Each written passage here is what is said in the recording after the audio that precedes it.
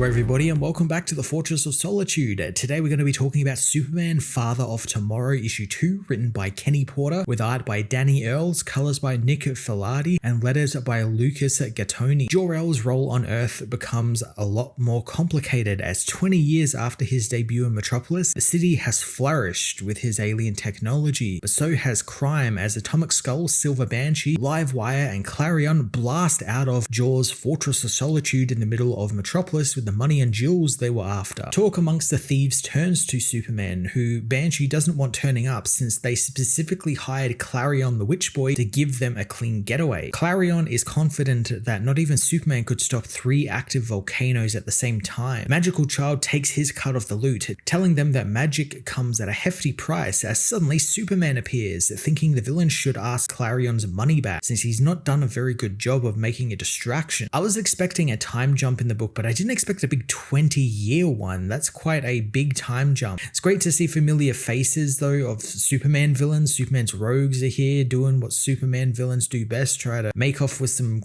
jewels and, you know, robbing a bank or something like that. I just love that they're still all around despite JOR being the Superman in this world. We still get all the classic Superman rogues. We also get a brief look at the city of tomorrow, which is literally a city of tomorrow. Metropolis has become quite futuristic in this world, complete with JOR-EL's Fortress of Solitude building right at the center of it. Makes it look like a proper city of tomorrow. And I also like that it's not like just covered in Kryptonian technology, like it's not covered in like the crystals or something, you know, that's vaguely Kryptonian alien. It looks like a proper futuristic city that you'd see in like a sci-fi movie or a book. Superman quickly cuffs the villains and put power dampeners on them, but Clarion is still able to use his magic, conjuring up some kryptonite. JOR-EL though smashes through the radioactive mineral, revealing that he had to deal with that problem once before, and since then he's inoculated himself against the kryptonite, especially after the last time Atomic Skull tried to use it on him. I was waiting for things like this to start cropping up, and I like the idea that JOR has used his vast intellect to cure kryptonite poisoning and changes the game with how people have to fight him now, since, you know, the thing that most people associate Superman's weakness being, kryptonite, is no longer his weakness. He can just wave it away and it no longer hurts him, and maybe he even might start using it as a weapon himself. Who knows? It makes me think of like, what else has he like cured himself of? Like, does Red Sun still work on him? I'm sure, you know, magic, it still works on him because that's sort of like a thing across all Supermen where magic does indeed affect them in some unknown way more than other people usually are affected by it. Clarion and his cat attack Superman, and back at his tower overlooking the city, the now older Jimmy Olsen and Lois Lane keep cameras trained on the battle. Jimmy is worried about how his pal is doing, but Lois tells him to focus on getting the front page picture for the Daily Planet. Lex meanwhile is busy working for Superman as well, filling Lois in on what Clarion the Witch Boy is, citing how he is one of the metahumans they have in their database. He warns her not to dismiss the kids since they haven't seen Superman go up against magic, so they need to be ready for anything. Superman meanwhile is stabbed by a soul-rending spear, a magical weapon that would send his soul to hell if Clarion concentrates hard enough. But before Clarion can do just that, Superman whistles loudly, breaking the Witch Boy's concentration, allowing the Man of Steel to slap a personal sound field on the boy's temple, keeping the sound frequency going through his head until Metahuman Defense Force can come and arrest the Witch Boy. Before he's carted off though, Clarion warns JOR to stop meddling in things he does not understand, otherwise he'll just see the end of another planet. Words which hang heavy over JOR's head as he leaves, hoping Clarion enjoys Supermax prison. Superman heads back to the fortress as Jimmy assures Lois that they got lots of good shots for the Daily Planet front page. They meet with Superman, who assures them and Lex that he is fine considering he went up against magic, and while they have the market cornered on science, magic is a whole other animal. I could definitely see this JOR being someone who wants to try and figure magic out, and you know, it's like a challenge for him, like just another science equation, and once he gets it sorted out, he might even add it to his power set somehow. That would be something unique for this Superman, someone who's managed to wrangle magic. Also, one thing I want to point out, and it's kind of early on in the book, but it might reveal more later on in the coming issues, but Lois and Jimmy work for the Daily Planet, but also seem to be working directly for Superman, or at least with him and his company. Just the way it's sort of structured here, I don't know whether that's something that Kenny Porter meant to happen or something, but the way it it looks to me is that Superman has some control over the news, or at least the Daily Planet, and at least what they say, being that,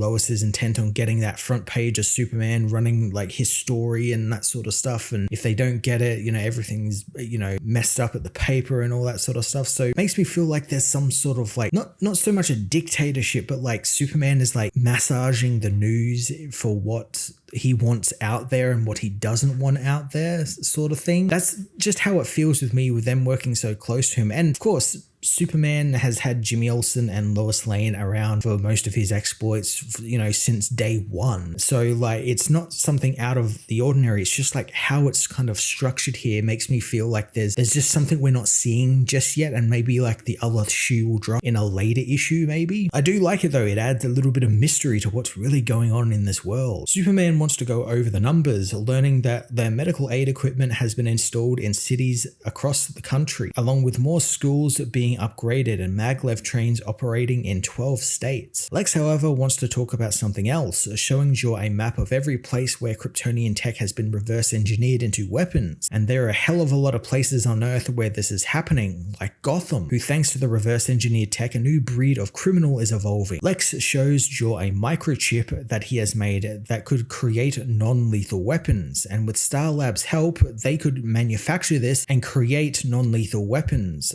with the hope being criminals or people who want weapons will choose them over something more dangerous, and it would stop them from cannibalizing equipment that is needed in hospitals and schools. JOR repairs his suit with his own nanotech, telling Lex that they will not be making weapons, as this is his technology to share with the people of Earth, and he gets final say. He leaves with Lois, letting Lex contact his secret alibi, telling them he is ready to hear their offer. So Lex is going down the villain route pretty quickly, but in a real interesting way, since he still wants to help the world. He wants to, give them the option to use the non-lethal weapons without sacrificing what is being sent to like hospitals, schools, and all those sorts of places. And I imagine it's going to keep that whole thing that usually brings him to blows with Superman, is that, well, Superman is always getting in his way of his greatness. He's always there taking the spotlight, something we've seen countless times, and it's really just Lex trying to make an excuse for what he is doing. Again, it's kind of excusing his own xenophobia, and I can see that this is where this is going, where Superman is going to be getting in Lex's way. Lex doesn't like it and decides to lash out, and it leads to them becoming rivals and eventually hero and villain. Lex also being this close to Superman is cool too. He's kind of like his son in a way, because Lex in this universe is much younger than JOR. So I kind of like sees him as like a father figure, and he's trying to impress him a little bit. He's got all these new designs and stuff, and he's like so smart, but Lex is just kind of being sort of not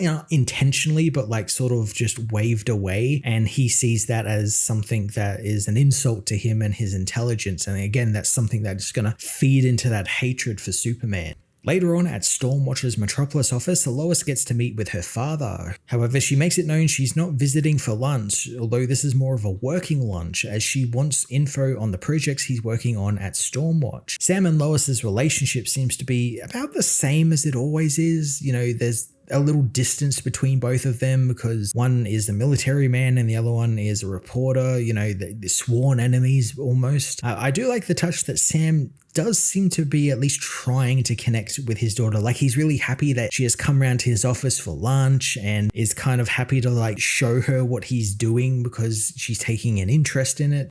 It's really cool seeing that side of Sam. It's something we don't really ever get to see outside of something like My Adventures with Superman. Sam is more than happy to show his daughter what they are working on, telling her that they are protecting Earth today with weapons of tomorrow. Lois knows this actually means Superman, someone Sam doesn't think is a god-given protector like a lot of people in the world seem to think he is. Lois is shown what I assume is to be Parasite, as she tries to convince her father that Superman is not the enemy and neither is she. Lois confronts him about the microphone that she found in the brooch Sam gave her for Christmas, thinking Sam is so obsessed with JOR-EL that he's willing to bug his own daughter. Sam hits back, knowing that Lois practically worships the ground Superman walks on, and he'd think that she'd thought of him as a father. Lois knows that JOR is more of a father to her than he ever was, since at least he was there when she was almost crushed by a giant robot made by Sam himself. Okay, so I think I'm gonna like this dynamic that Porter is setting up here with Lois and JOR-EL, where it's a father-daughter relationship, and that causes Sam to become jealous and fuel a bit of his hatred and obsession for Superman. That dynamic between Lois and Superman is really interesting. We don't see that very often, if at all, that father-daughter mentorship. And I do wonder if JOR thinks of Lois as a child he never got to raise. Like, he thinks of Lois and Lex, because Lex is very much seen like his son.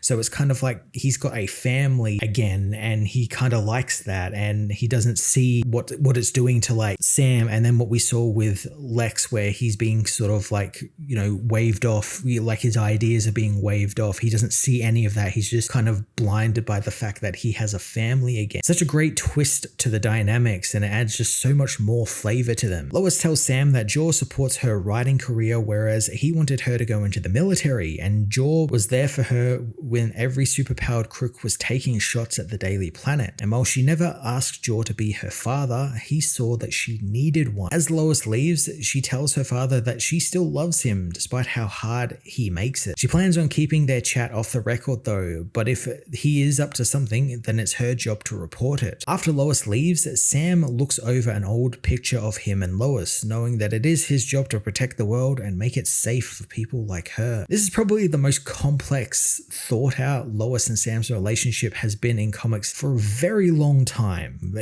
We got to see a little bit of a cool dynamic over in My Adventures with Superman, and I like what went on there, and I like what's going on here, and just how complex it feels. It's not just daughter mad at father, father mad at daughter sort of thing. There's like layers to it all. There's like a jealousy and a hatred, and you know, Lois now has a surrogate father. It's really, really interesting. Over the next few days, Superman goes about helping the world, using his technology to help save sick people and farm the land, and his strength and power to save the cities from Starro and Mongol. Later on, JOR holds a party at the fortress, toasting to a brighter tomorrow with his gathered guests, many of whom are other powered people like the Atom, the Flash, Mr. Terrific, and Dr. Light. The so-called heroes all talk about how Intergang is reverse engineering JOR's tech, with Flash having gone up against a guy with one of his freeze guns, figuring it's putting other weapons competitors out of business, since all these criminals do is buy Superman branded tech and then turn them into weapons. JOR overhears their comments, telling Martha that he needs to get some air since he's not happy. And I'm glad we're actually finally getting to see other heroes of this world and what they are like, with the implication, at least from this little thing, that they are kind of rather blasé and laid back because, oh, Superman has it handled. You know, it's a world where it's a little bit more peaceful, more or less, than the usual DC universe. So these heroes aren't as, you know, on their game as some of them would be. I also like that it's like a unique collection of heroes. It's not like your Wonder Womans or your Batmans. I do know Batman's going to appear in this book at some point, but I like it's not like the usual suspects. It's just like a Flash, it's Mr. Terrific, it's Dr. Light, it's all these like smart people that he's ingratiated himself with, and I kind of like that. I kind of like that all of the heroes in this world are kind of super smart people. And that's the thing, you can tell it's make-believe because the smart people are actually the good guys. They're not, you know, trying to be mustache twirling villains like they are in real life. As Superman leaves the party, Martha meets Lois, asking her to go see JOR and keep him company. Lois finds JOR in his office, finding he is upset that while he's giving people technology for hospitals, farming, and everything else, the people are just making weapons and hurting each other with it. Lois knows that he's trying his best, but he did take on a very big mission in trying to save the world and make it a better place, and he can't carry that world on his shoulders all alone, since people are flawed, and she is sure even people on Krypton weren't perfect. JOR believes that his wife Lara would beg to differ with Lois as he hugs her, and Lois returns the hug, wanting to get back to the party. However, Lex skulks out of the shadows, wanting a moment with JOR alone. Lois takes her leave, hoping Lex doesn't ruin his good mood. Lex again tries to bring up the non-lethal weapons, but again, JOR is not interested. Their talk is interrupted though by a giant explosion out in the city, and Superman leaps into action as at Stormwatch, a Parasite has gotten loose, rampaging through the facility and then out into the city as he demands more energy to feed on. He grabs a nearby soldier, absorbing the man and turning him into nothing but a dry husk. Sam confronts the villain, blasting him with a giant energy cannon, demanding that he get back in his stasis tank. I love we've gone back to the more animated series era weaponry in comics lately. We got Sam here with this huge ass energy cannon that feels like something we'd see in an episode of the 90s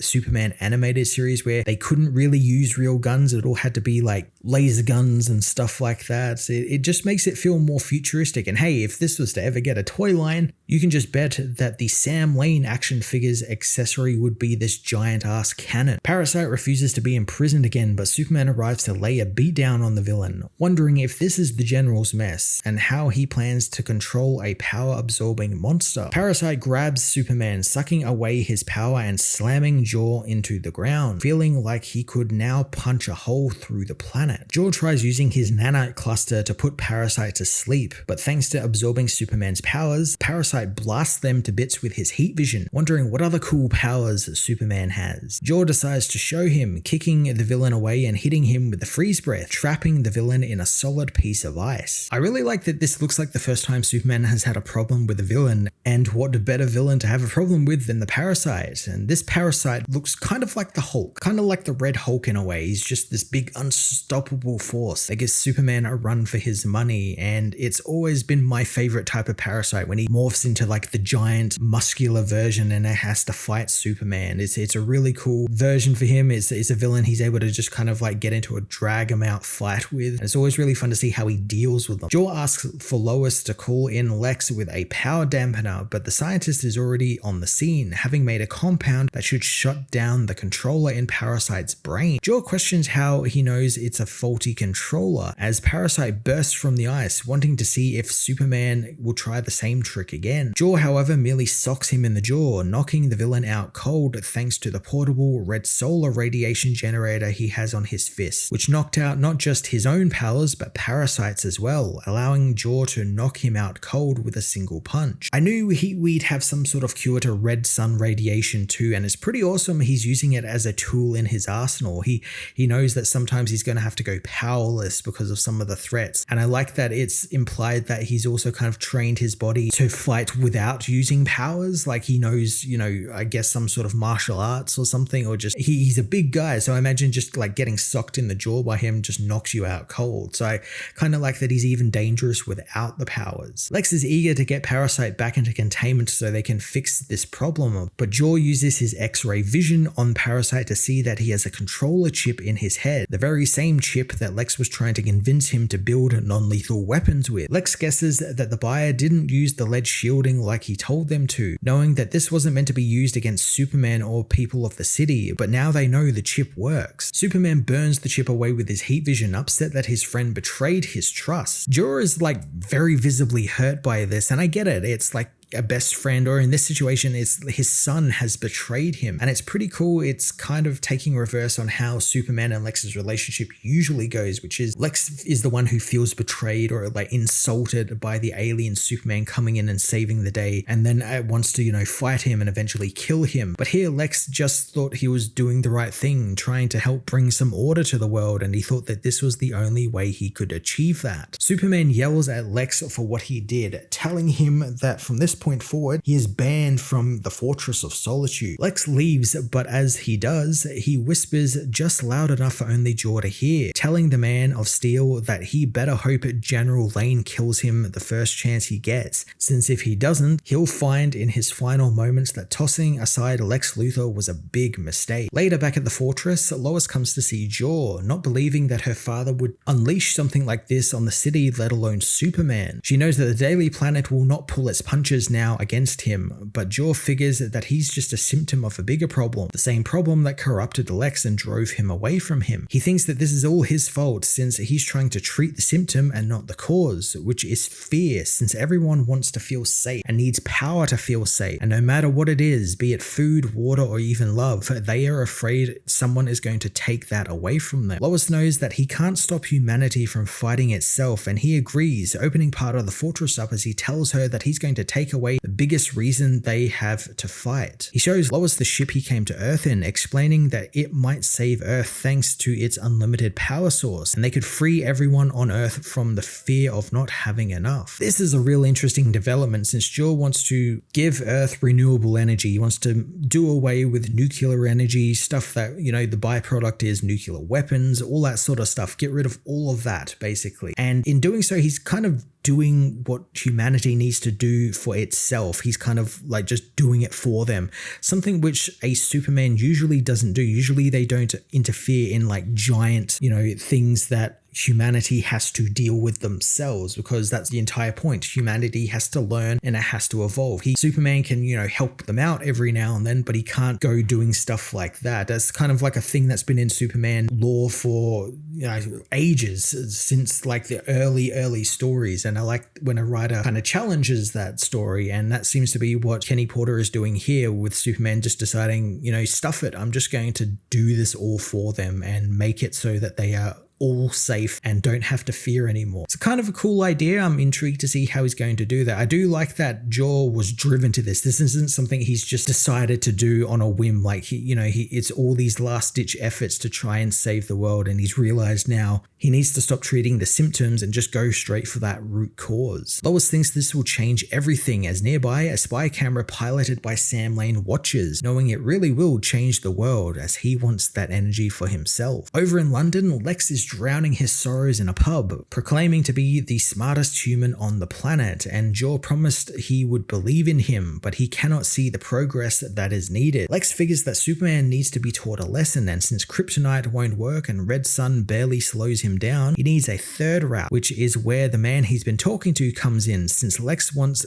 him to teach him some magic. The man lights a cigarette, figuring that he wants to know the ultimate secret of magic, as it's revealed the man is John Constantine, who asks if Lex is seeking magic, then is he willing to pay the price? Constantine making an appearance here was a very nice cliffhanger I didn't see coming. It's a great threat for JOR to go up against, a magical user, something we set up at the start of the issue that we know that Superman has a trouble with. It's like one of the last things he has not like cured or found a way for science to work against it. So it's a very cool threat for him to deal with, and I'm looking forward to seeing how he's going to deal with that proper magical threat. And like I said before, does he try and wrangle magic himself and try and figure out what makes magic work? JOR's a very smart man. I could see him definitely giving his best try at trying to sort out what magic is, or maybe he even tries to get rid of it completely with his science. I'm excited to find out either way. Superman Father of Tomorrow issue 2 was another fantastic issue that really dived in deep into this new world where JOR-EL is Superman. I love all of the little bits we got with his new family, quote unquote, with Lex being his son, Lois being kind of like his daughter, and the problems that arise from that, with Lex feeling like he's not being listened to by his father, who's one of the smartest men in the world, maybe even the universe, and Lois, who is finding him to be her surrogate father in lieu of her own father Sam, who's more interested in trying to find ways to stop Superman and to protect the world. It's a really cool dynamic that Kenny Porter is playing with here, and I can't wait to see how it evolves over the next couple of issues, especially with Lex going down the villain route and how he's going to use magic to try and stop the Superman. It's a very cool thread, and I cannot wait to see more of this book. I'm going to give this issue a 9 out of 10.